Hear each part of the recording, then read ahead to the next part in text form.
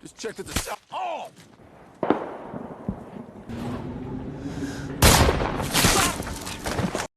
The movie begins in Iraq in 2007 when Iraqi President Bush announces an end to the war between the United States and Iraq. This ultimately ends the war. However, the United States sends 2 snipers to Iraq because an American company is constructing pipelines there. Although the war was over, American workers in the enemy country were still unsafe because someone was killing them. Therefore, Sergeant Matthews was sent there with his spotter, Sergeant Isaac. Their job was to kill whoever was killing the construction workers. Both of them were hiding among the rocks under the scorching sun, keeping an eye on the pipeline to see if any enemies were nearby. Time slowly passes, and they have been hiding there for more than 20 hours. After waiting for hours, Matthew's patience begins to wear thin, and he tells Isaac, "I don't think there are any Iraqi soldiers here because there are only dead workers and American guards. I don't see anyone else there, so we should go and check it ourselves." Isaac says, "No, we shouldn't go there because all the dead people were killed by headshots. There might be an Iraqi sniper here who killed them, and I think that sniper might be Juba." Juba was a very dangerous Iraqi sniper, but Matthew says, "How could someone kill 8 people in 30 seconds? Matthews believes that all the people killed here must have been attacked by a group, but Isaac insists there must be a sniper. Now, 24 hours have passed since they began waiting there, and during that time they haven't seen any movement. Matthews loses his patience and stands up. He tells Isaac, "There's no enemy there, so I'm gonna check it myself. If you want, you can follow me." Isaac forbids Matthews from going, but Matthews ignores him and starts walking toward the construction site. Isaac keeps an eye on him from behind. Upon reaching the construction site, Matthews sees the dead bodies of American soldiers and workers. He finds a radio near a dead soldier, takes it, and moves forward. Meanwhile, Isaac can't see Matthews clearly because his scope is damaged.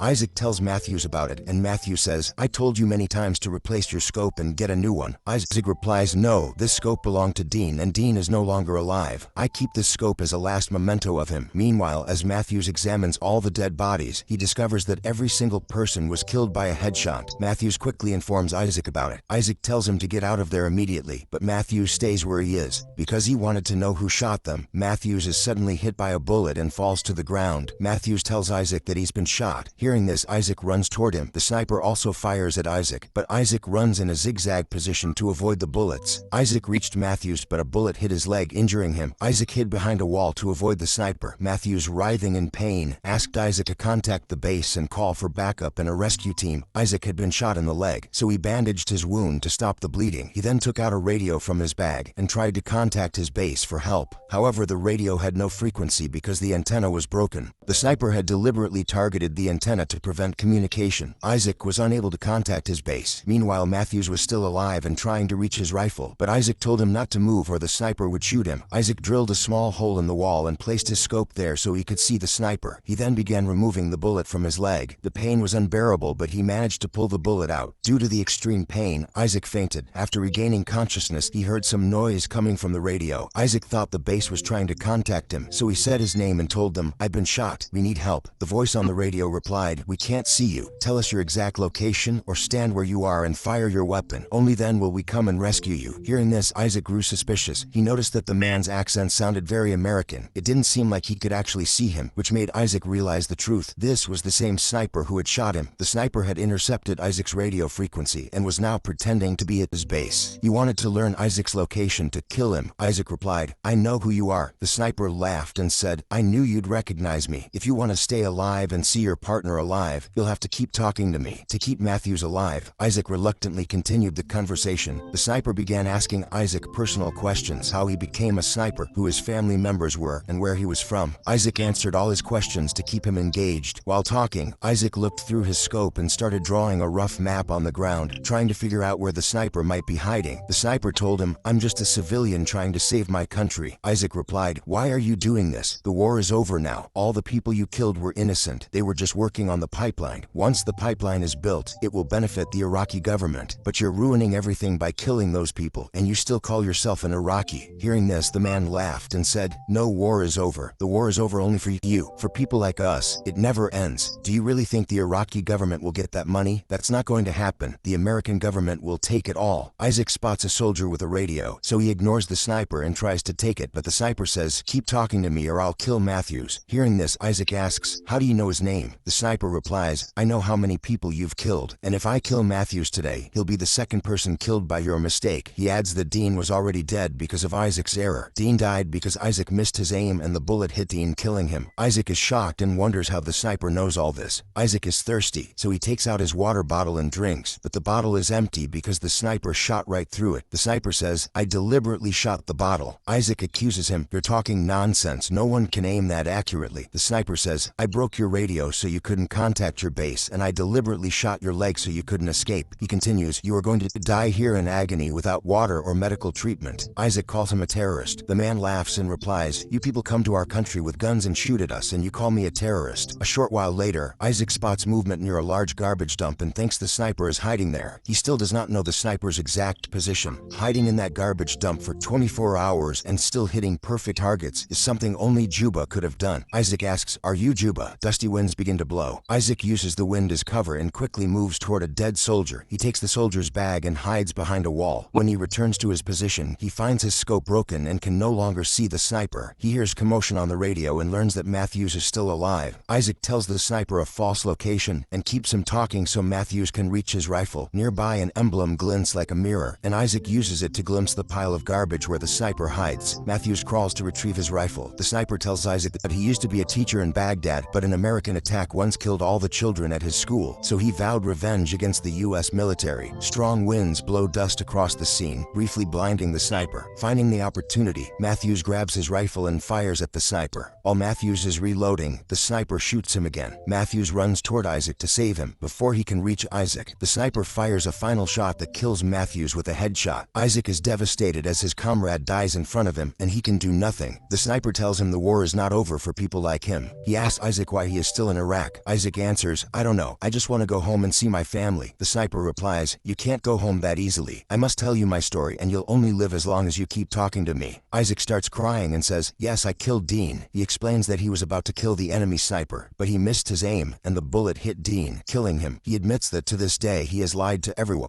saying that the enemy killed Dean. While talking to the sniper, Isaac suddenly hears some commotion on the radio. He sees that the base staff are trying to contact him. Isaac tries to speak to them, but his voice doesn't reach. He can only hear theirs. Then he hears the sniper's voice. The same man is now talking to the base and asking for help. The base staff believe it's Isaac speaking to them, but in reality it's the sniper. Isaac realizes the horrifying truth. All the workers who were killed never asked for help because the sniper had already murdered them. He had even attacked the base and was now pretending to be Isaac to lure more soldiers in. The sniper was setting a deadly trap to kill American soldiers one by one. Isaac now fully understands how dangerous this man is. Soon after Isaac faints, when he regains consciousness, he hears the sound of a helicopter approaching. He tries to talk to the sniper, but there is no response. Isaac assumes the sniper must be asleep, so he quickly grabs Matthew's rifle. Two helicopters appear in the sky, the same ones the sniper had tricked into coming. Isaac drops behind the wall and aims toward the garbage heap where the sniper was hiding. The sniper also takes aim at Isaac, but due to the thick dust, he can't see clearly. The sniper fires first. Isaac spots the glint of light from the sniper's scope and fires at that exact spot. The sniper makes no movement. Isaac believes he has finally killed him. He stands up cautiously, still terrified that the sniper might be alive, but no one fires again, confirming that the sniper is dead.